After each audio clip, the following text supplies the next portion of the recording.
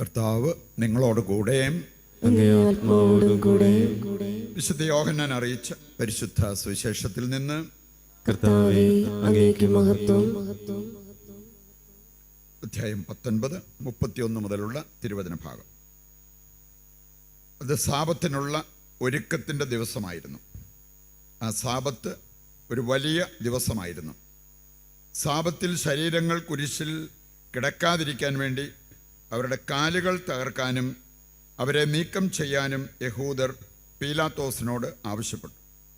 അതിനാൽ പടയാളികൾ വന്ന് അവനോടുകൂടെ ക്രൂശിക്കപ്പെട്ടിരുന്ന 2 പേരുടെയും കാലുകൾ തകർത്തു. യേശുവിനെ സമീപിച്ചപ്പോൾ അവൻ മരിച്ചു കഴിഞ്ഞു എന്ന് കാണുകയാൽ അവൻ്റെ കാലുകൾ തകർത്തില്ല. എന്നാൽ പടയാളികളിൽ ഒരുവൻ അവൻ്റെ പാർശ്വത്തിൽ കുന്തം കൊണ്ട് കുത്തി. ഉടനെ അതിൽ നിന്ന് രക്തവും വെള്ളവും പുറപ്പെട്ടു. അത് കണ്ടയാൾ തന്നെ സാക്ഷ്യപ്പെടുത്തിയിരിക്കുന്നു. അവൻ്റെ സാക്ഷ്യം സത്യവുമാണ്. നിങ്ങളും വിശ്വസിക്കേണ്ടതിന് താൻ സത്യമാണ് പറയുന്നതെന്ന് അവൻ അറിയുകയും ചെയ്യുന്നു. അവൻ്റെ അസ്ഥികളിൽ ഒന്നുപോലും തകർക്കപ്പെടുകയില്ല എന്ന തിരുവെഴുത്ത് പൂർത്തിയാകാൻ വേണ്ടിയാണ് ഇത് സംഭവിച്ചത്. മറ്റൊരു തിരുവെഴുത്ത് പറയുന്നു, തങ്ങൾ കുത്തിമുറിവിൽ ഏൽപ്പിച്ചവനെ അവർ നോക്കി നിൽക്കും. കർത്താവിൻ്റെ സുവിശേഷം. ക്രിസ്തുവേ, അങ്ങേക്ക് സ്തുതി.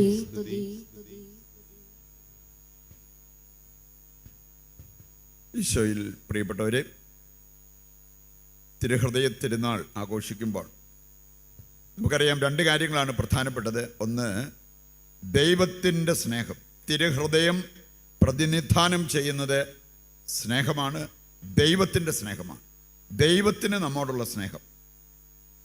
അതുപോലെ തന്നെ രണ്ടാമത്തെ കാര്യം, നമുക്ക് ലഭിച്ചിരിക്കുന്ന വലിയൊരു വിളിയാണ് സ്നേഹിക്കുക, സ്നേഹിക്കാനുള്ള വിളി.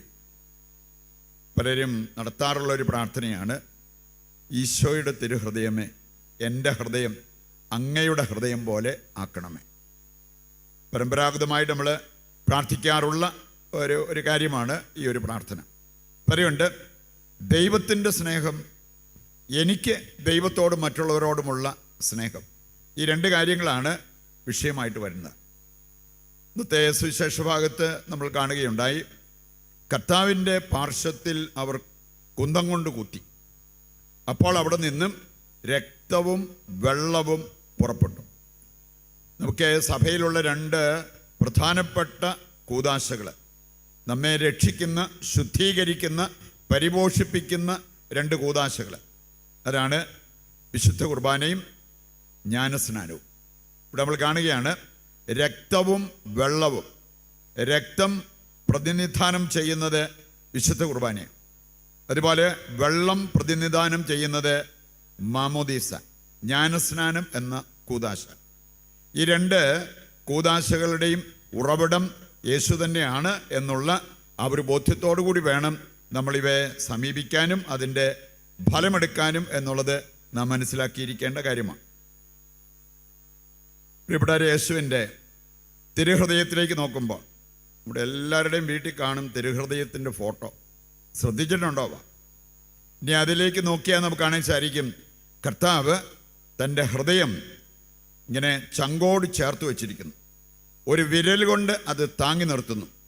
ഇനി ആ ഹൃദയത്തിൻ്റെ ഏറ്റവും അടിഭാഗം, അതിൻ്റെ ഞെട്ട്, അവിടെ നോക്കിയാൽ നമുക്ക് കാണാൻ സാധിക്കും ഒരു കുരിശ്. മാത്രമല്ല, അതിൻ്റെ കടയ്ക്കൽ നിന്ന് അഗ്നിജ്വാലകൾ മുകളിലോട്ട് ഉയർന്ന് ഈ കുരിശിനെ അത് വിഴുങ്ങുന്നത് പോലെ നമുക്ക് കാണാൻ പറ്റും. അതോടൊപ്പം ശ്രദ്ധിച്ചു കഴിഞ്ഞാൽ നമുക്ക് കാണാൻ പറ്റുന്ന ഒരു കാര്യമാണ് ഒരു മുൾമുടി ഈ ഹൃദയത്തെ ചുറ്റിയിരിക്കുന്നത്. ഇതെല്ലാം ദൈവത്തിന് നമ്മോടുള്ള ആ സ്നേഹം എടുത്തു കാണിക്കുന്ന, ആ സ്നേഹത്തെ പ്രതി ദൈവമെടുത്ത ത്യാഗം എടുത്തു കാണിക്കുന്ന കാര്യങ്ങളാണ്. ഹൃദയത്തിലേക്ക് നോക്കുമ്പോൾ, യേശുവിൻ്റെ തിരുഹൃദയത്തിലേക്ക് നോക്കുമ്പോൾ ഈ കാര്യങ്ങളെല്ലാം നമുക്ക് മനസ്സിലാക്കാൻ പറ്റും. മാർഗരറ്റ് മേരി അലക്കോക്കിന് പല പ്രാവശ്യം കർത്താവ് പ്രത്യക്ഷപ്പെടുകയുണ്ടായി. തിരുഹൃദയ ഭക്ത, അതുപോലെ തന്നെ ഈ ഭക്തി പ്രചരിപ്പിച്ച ഒരു വിശുദ്ധയാണ് ഇവർ. ഇനി ഈ വിശുദ്ധയ്ക്ക് കിട്ടിയ ദർശനം, ഇനി അതിൽ വെച്ചോണ്ടാണ് ഈ പടം വരച്ചത്. കത്തോലിക്ക സഭ നമ്മെ ഓർമ്മിപ്പിക്കുന്നൊരു കാര്യമുണ്ട്. തിരുഹൃദയത്തിൻ്റെ അല്ലെങ്കിൽ തിരുഹൃദയ ഭക്തിയുടെ വിഷയം എന്ന് പറയുന്നത് ദൈവത്തിന് മനുഷ്യകുലത്തോടുള്ള അനന്തമായ സ്നേഹം, അനുപമമായ സ്നേഹം. അതാണ് ഈ തിരുഹൃദയത്തിൻ്റെ ഒരു വിഷയമായിട്ട് നമ്മൾ കാണേണ്ടത്. ദൈവത്തിന് നമ്മോടുള്ള അനുപമമായ സ്നേഹം.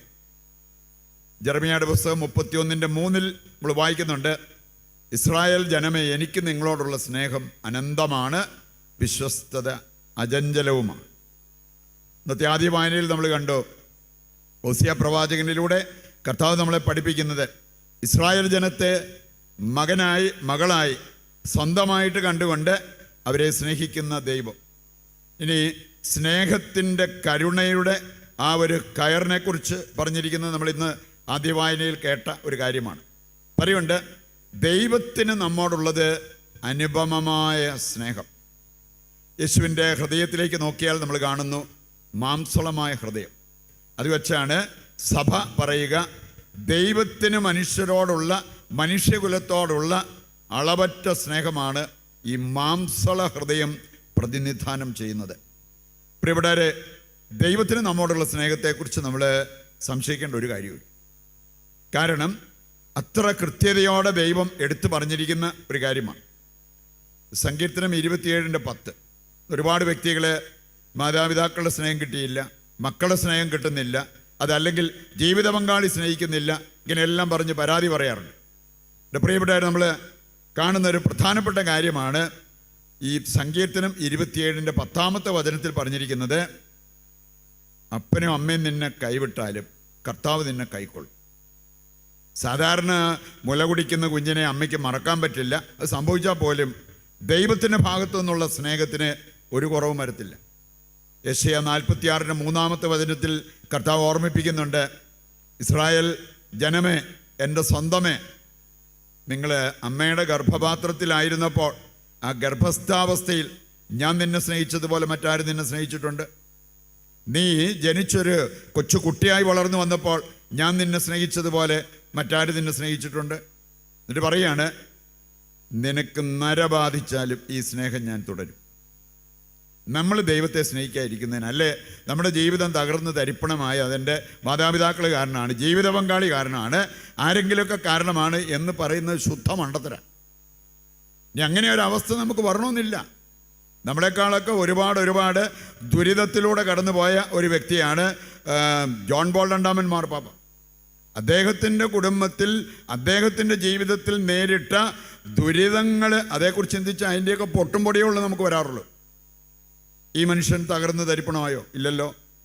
അദ്ദേഹം മുട്ടുകുത്തി കർത്താവിൻ്റെ തിരുഹൃദയത്തിൽ തന്നെ പ്രതിഷ്ഠിച്ച് പ്രാർത്ഥിച്ച് പ്രാർത്ഥനാപൂർവ്വം ജീവിതത്തിൽ മുമ്പോട്ട് പോയി.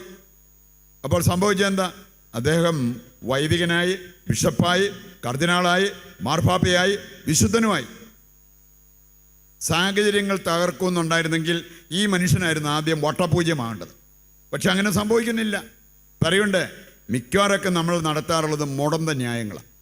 എനിക്ക് സ്നേഹം കിട്ടിയില്ല, എൻ്റെ ചെറുപ്പം അങ്ങനെയായിരുന്നു, ഞാൻ ഒരുപാട് ദുരിതത്തിലൂടെ കടന്നുപോയി, അതുകൊണ്ടാണ് എനിക്ക് ഇങ്ങനെയെല്ലാം സംഭവിച്ചത്, എൻ്റെ സ്വഭാവം ഇങ്ങനെ ആയിരിക്കുന്നത്, ഞാനൊരു ആൽക്കഹോളിക്കായിട്ട് മാറിയിരിക്കുന്നത്, ഞാൻ മുൻകോപിയായിട്ട് മാറിയിരിക്കുന്നത്, എന്തെല്ലാം ന്യായീകരണങ്ങൾ ഓരോരുത്തർ പറയാറുള്ളത്. നമ്മൾ ഈ ദൈവത്തിൻ്റെ സ്നേഹം അനുഭവിക്കാതെ പോയതാണ് പ്രധാനപ്പെട്ട കാരണം. പറയുണ്ട്, ദൈവം നമ്മെ ക്ഷണിക്കുന്നു, ആ ഹൃദയത്തിൽ നിന്നൊഴുകുന്ന സ്നേഹം അത് നമുക്ക് എല്ലാവർക്കും ഉള്ളതാണ്. ഇത് അനുഭവിക്കാനുള്ളതാണ് വിശുദ്ധ കുർബാന, ഇത് അനുഭവിക്കാനുള്ളതാണ് മറ്റു കൂദാശകൾ. ആ കൃപ ഏറ്റെടുത്തുകൊണ്ട് നമ്മൾ ജീവിക്കുന്നെങ്കിൽ നമ്മുടെ ചുറ്റുപാട് എന്തെല്ലാം പ്രശ്നങ്ങളുണ്ടായാലും അതിനെല്ലാം അതിജീവിച്ച് മുമ്പോട്ട് പോകാൻ നമുക്ക് സാധിക്കും. പ്രിയപ്പെട്ടവരെ, ഈ സ്നേഹം അനുഭവിച്ച വ്യക്തികളിൽ സ്വാഭാവികമായിട്ട് ഉരുത്തിരിയുന്ന ഒരു കാര്യമുണ്ട്, സഹോദര സ്നേഹം. അപ്പോൾ കാണപ്പെടാത്ത ദൈവത്തെ സ്നേഹിക്കുന്നു എന്ന് പറഞ്ഞിട്ട് കാണപ്പെടുന്ന സഹോദരങ്ങളെ സ്നേഹിക്കുന്നില്ലെങ്കിൽ കള്ളം പറയുന്നവരായിട്ട് മാറും. അതാണ് വചനം നമ്മെ പഠിപ്പിക്കുക.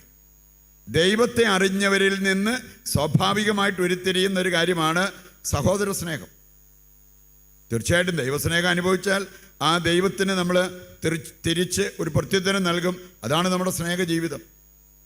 ഇന്നത്തെ രണ്ടാം വായനയിൽ നമ്മൾ കേട്ടൊരു കാര്യം, സ്നേഹത്തിൽ വേരുവാകെ അടിയുറയ്ക്കണം. അങ്ങനെ ഒരു കാര്യം പറഞ്ഞിരിക്കെ നമ്മൾ സ്നേഹം തൊട്ട് തേച്ചിട്ടില്ലാത്തൊരു ജീവിതം ജീവിച്ചു കഴിഞ്ഞാൽ അതെങ്ങനെ ക്രിസ്തീയ ജീവിതമാവും? സ്നേഹത്തിൽ വേരുവാകെ അടിയുറയ്ക്കണം. അങ്ങനെ ഒരു കാര്യം സംഭവിച്ചാൽ ഒന്നിനും നമ്മെ തകർക്കാൻ പറ്റില്ല, ഒന്നിനും നമ്മെ ദൈവത്തിൽ നിന്ന് അകറ്റാൻ പറ്റില്ല. നമ്മൾ കാണുന്നുണ്ട് റോമാലേഖനം 8-ാം അധ്യായം 35 മുതൽ വായിക്കുമ്പോൾ പൗലോസ്ലീഹ പറഞ്ഞൊരു കാര്യമുണ്ട്. ദൈവത്തിൻ്റെ സ്നേഹത്തിൽ നിന്ന് ആര് നമ്മെ വേർപെടുത്തും? സഹനമോ പീഡനമോ പട്ടിണിയോ പഞ്ഞമോ ആപത്തോ നഗ്നതയോ വാളോ ഈ ലോകത്തിനോ മരണത്തിന് പോലും, അതിനപ്പുറത്തോട്ട് എന്നാ വരാനാ? മരണത്തിന് പോലും ദൈവത്തിൻ്റെ സ്നേഹത്തിൽ നിന്ന് എന്നെ അകറ്റാൻ പറ്റില്ല. പറയുണ്ട്, ദൈവസ്നേഹികളായിട്ടും പരസ്പരം സ്നേഹിക്കുന്നവരായിട്ടും നമ്മൾ മാറിയിട്ടില്ലെങ്കിൽ നമ്മുടെ തന്നെ കുഴപ്പമാണ്. വേറെ ആരെയും നമ്മൾ കുറ്റപ്പെടുത്തിയിട്ടോ ബ്ലെയിം ചെയ്ത് അങ്ങനെ സംസാരിച്ചിട്ട് ഒരു കാര്യവുമില്ല. ഈ ദൈവത്തെ നമ്മൾ മനസ്സിലാക്കി സ്നേഹത്തിനായിട്ട് ദൈവത്തിങ്കിലേക്ക് നമ്മൾ തിരിയുന്നെങ്കിൽ കാടുകേറിയ പ്രേമങ്ങളും അതിൻ്റെ ഫലമായിട്ടുണ്ടാകാവുന്ന നാശങ്ങളും നിരാശകളും ഇതിൻ്റെ ഒന്നും ഒരാവശ്യം വരത്തില്ല. വിശുദ്ധ കൊച്ചു ത്രേസ്യ സൂചിപ്പിച്ചൊരു കാര്യമുണ്ട്. പ്രിയപ്പെട്ടവരെ, നമുക്കൊരു ഹൃദയമുണ്ട്. ഈ ഹൃദയം സ്നേഹിക്കാനുള്ളതാണ്. പറയുണ്ട്, നമുക്ക് സ്നേഹിക്കാം. അതല്ലെങ്കിൽ നമ്മുടെ ജീവിതത്തിൽ നമ്മൾ പരാജയപ്പെടും. ഈ ഹൃദയമുള്ളത് കൊണ്ട് ശരിയായ സ്നേഹത്തിലേക്ക് വരുന്നില്ലെങ്കിൽ എവിടെയെങ്കിലൊക്കെ കാട് കയറി പ്രേമിച്ച് നമ്മുടെ ജീവിതം നാശോന്മുഖമാക്കും. അത് വരാതിരിക്കണമെങ്കിൽ ആദ്യം നമ്മൾ പ്രണയിക്കേണ്ടത് നമ്മുടെ ദൈവത്തെ തന്നെയാണ്. സ്നേഹത്തിനായിട്ട് നമ്മൾ ആശ്രയിക്കേണ്ടത് നമ്മുടെ ദൈവത്തിൽ തന്നെയാണ് എന്നുള്ളത് കർത്താവ് നമ്മെ ഓർമ്മിപ്പിക്കുന്ന കാര്യമാണ്. പറയുണ്ട്, യേശുവിൻ്റെ തിരുഹൃദയത്തിൽ നിന്ന് നമ്മൾ പഠിക്കേണ്ട 3 പ്രധാനപ്പെട്ട കാര്യങ്ങളാണ്. ഒന്ന് സ്നേഹം, രണ്ടാമത്തെ കാര്യമാണ് വിശുദ്ധി. നമുക്ക് ദൈവവുമായിട്ട് വിശുദ്ധി ബന്ധപ്പെടുത്താതെ എങ്ങനെ ദൈവത്തെ കാണാൻ പറ്റും? വിശുദ്ധനായ ദൈവത്തിന് എങ്ങനെ അശുദ്ധിയുമായിട്ട് ഒരു ബന്ധം ഉണ്ടാവും? വിശുദ്ധിയും അശുദ്ധിയും ഒന്നിച്ചു പോകത്തില്ല. പറയുണ്ട്, ഈ ദൈവവുമായിട്ട് നമുക്ക് ബന്ധം വേണമെങ്കിൽ നാം ആ വിശുദ്ധി കാത്തു സൂക്ഷിക്കണം. നമ്മൾ ഈ സകലതിൻ്റെയും പുറകെ പോയി അവസാനം നമ്മുടെ ശരീരവും മനസ്സും ആത്മാവും എല്ലാം മലിനമാക്കിയിട്ട് ദൈവമായിട്ട് ബന്ധം വേണം, എനിക്ക് പ്രാർത്ഥിക്കാൻ പറ്റണം, എനിക്ക് ദൈവത്തിൻ്റെ സംരക്ഷണം വേണം എന്നൊക്കെ പറഞ്ഞ് ഒരു തിരുഹൃദയ പ്രതിഷ്ഠ നടത്തിയാലൊന്നും നടക്കാൻ പോകുന്നില്ല. നമുക്ക് നമ്മുടെ വിശുദ്ധി കാത്തു സൂക്ഷിക്കാനായിട്ട് സാധിക്കണം. അതിന് വില കൊടുത്ത് ജീവിക്കാൻ നമുക്ക് പറ്റണം. മൂന്നാമത്തെ കാര്യമാണ് കരുണ. ദൈവത്തിൻ്റെ ഹൃദയത്തിൽ നിന്ന് ഒഴുകുന്ന ഒരു കാര്യമാണ് കരുണ. ഇപ്പോൾ കരുണയുടെ തിരുനാളിന് മുമ്പ് 30 ദിവസം ഈ ഒരു വിഷയവുമായി ബന്ധപ്പെട്ട കാര്യങ്ങൾ വിചിന്തനം ചെയ്തതാണ്. ഇപ്പോഴാണെങ്കിലും ഈ മാസം തിരുഹൃദയ മാസമായതുകൊണ്ട് നമ്മൾ ആത്മീയ ഭോജ്യത്തിൽ ഹൃദയം തിരുഹൃദയം എന്ന വിഷയം അത് ധ്യാനിച്ചുകൊണ്ടിരിക്കുകയാണ്. ഇന്നത്തെ എപ്പിസോഡ് ഞാൻ പ്രത്യേകം എടുത്തു പറഞ്ഞിരിക്കുന്നത് ദൈവത്തിൻ്റെ അനുപമമായ സ്നേഹം. തിരുഹൃദയം റെപ്രസെൻ്റ് ചെയ്യുന്നത് അനുപമമായ സ്നേഹം, വ്യവസ്ഥകളില്ലാത്ത സ്നേഹം, അഗാപ്പെ സ്നേഹം.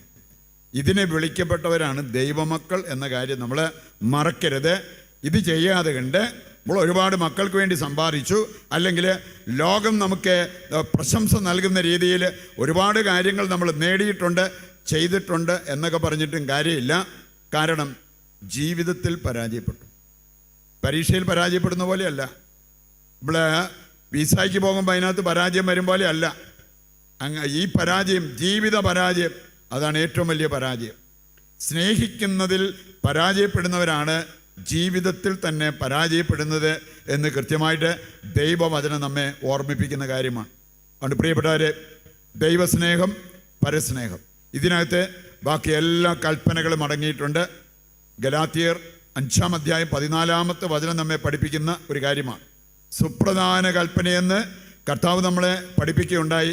മർക്കോസ് 12:30 വായിച്ചാൽ മതി. അവിടെ പറഞ്ഞിട്ടുണ്ട്, നിന്റെ ദൈവമായ കർത്താവിനെ പൂർണ്ണ ഹൃദയത്തോടും പൂർണ്ണ ആത്മാവോടും പൂർണ്ണ മനസ്സോടും മുഴുശക്തിയോടും കൂടെ സ്നേഹിക്കണം. സുപ്രധാന കൽപ്പന. ഈ കൽപ്പന അവഗണിച്ചിട്ട് വേറെ കുറേ നിയമങ്ങൾ അക്ഷരാർത്ഥത്തിൽ നമ്മൾ പ്രാവർത്തികമാക്കുന്നവരാണ് എന്ന് പറഞ്ഞാലും അതിന് വലിയ ഫലമൊന്നും ഉണ്ടാകണമെന്നില്ല. പറയുണ്ട്, തിരുഹൃദയ ഭക്തരായി നമുക്ക് കർത്താവിൻ്റെ തിരുഹൃദയത്തിൽ നമ്മെ പ്രതിഷ്ഠിച്ചുകൊണ്ട് ദൈവിക സംരക്ഷണത്തിനായിട്ട് പ്രത്യേകം പ്രാർത്ഥിക്കാം. കർത്താവിൻ്റെ ഹൃദയത്തിൽ നിന്ന് ഒഴുകിയ വിശുദ്ധ കുർബാനയ്ക്കും അതുപോലെ തന്നെ മറ്റു കൂദാശകൾക്കുമൊക്കെ വലിയ സ്ഥാനം ജീവിതത്തിൽ കൊടുത്തുകൊണ്ട് ആത്മീയ മനുഷ്യരായി ജീവിക്കുവാൻ, ആത്മീയ പരിപോഷണം ഏറ്റെടുത്ത് ജീവിതത്തിൽ മുന്നോട്ട് പോകുവാൻ വേണ്ട കൃപയ്ക്കും അനുഗ്രഹത്തിനുമായിട്ട് ഈ ബലിയിൽ, പ്രത്യേകിച്ച് ഇന്ന് ഈ തിരുനാൾ ആഘോഷിക്കുമ്പോൾ നമുക്ക് പ്രാർത്ഥിക്കാം.